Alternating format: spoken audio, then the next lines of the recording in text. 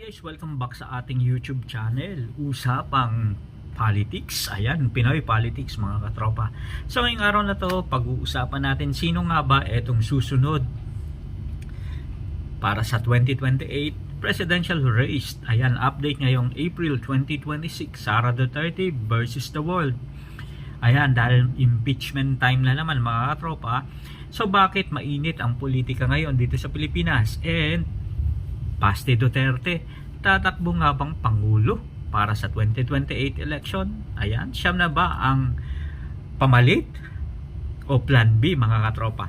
So eto, official na ngayong April 2026, hindi na chismis ito kundi deklarasyon na talaga mga katropa na si VP Sara Duterte is running for president sa 2028. Ngayon mga katropa, bakit sila pinag-uusapan ito at tila sobrang maugong ang usaping impeachment kaysa sa kanyang kampanya mga katropa? Alam naman natin sa House of Representatives, di ba? At sino etong plan B na bigla na lang sumulpot sa radar ng mga chismoso nating mga kapitbahay, kabarangay? Well mga katropa, sa episode na ito, hihimayin natin ang pinaka-latest na kaganapan sa 2028 election na dapat ninyong malaman. Game ka na ba mga katropa? So eto na, kahit 2 taon pa bago ang halalan, naglabas na ng survey ang Philippine Public Opinion Monitor na si VP Sara ang nasa top spot pa rin na 36% mga katropa. Pero wait, tayo ka lang, hindi ito landslide gaya ng dati. Bakit? Dahil sa mga issue ng confidential funds at ang patuloy na investigasyon sa ICC mga katropa. Ibig sabihin yung hearing sa ICC nakaka-apekto rin mga katropa. Ngayon, tanong ng marami, kakayanin pa ba ng Davao Magic ang pressure mula sa Maynila? Ito na mga katropa. Yung pagpasok ni Basti Duterte, talagang pinag-uusapan na ito. Nitong April 13, may malaking galaw sa PDP laban. Si Davao City Mayor Basti Duterte ang hinirang na bagong presidente ng partido. Well, malaking bagay yan mga katropa. Maraming political analyst ang nagsabi na eto na yata yung plan B. Ayan, kung sakaling ma-impeach si VP Sara o ma-disqualified, baka si Basti Duterte ang papalit sa linyada. Sa latest survey kasi sa pagkasenador, number 1 siya kasama si Raffy Tulfo and Vico Soto.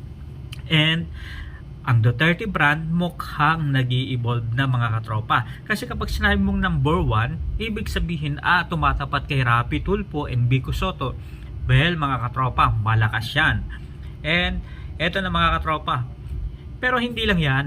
Mainit din ang pangalan ni Ramil Madriaga. Netong April 14, lumutang siya na may dalang mga pasabog. Ayan, yung tungkol sa plano ng pagpapatalsik kay BBM para maupo si VP Sara bago mag 2028. And syempre,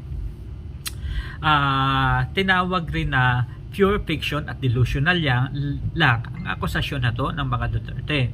Pero sa mata ng publiko, ito ay sinyalis na lumalalim ang lamat at talaga namang basag na itong Uniteam Alliance mga katropa. Ngayon, sino nga ba ang wildcard o opposition and dark horses na pwede nating abangan? Ito ba si Risa Hontiveros, Leni Robredo, Raffy Tulfo o meron pang ibang mga katropa?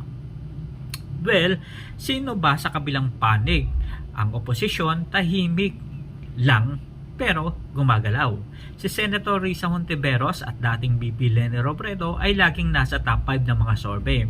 And syempre mga katropa, wag na wag rin nating kalilimutan at isang tabi etong si Senator Raffy Tulfo na ayon sa mga data ay siya ang biggest threat. Ayan, sa kahit sinong kandidato dahil sa kanyang hatak at masa appeal, maging sa Duterte and maging sa opposition bloc mga katropa. Ibig sabihin si Raffy Tulfo pwedeng gumanon, di ba? And nasa gitna siya mga katropa. Kaya siya yung biggest threat kahit na kaninong side mga katropa.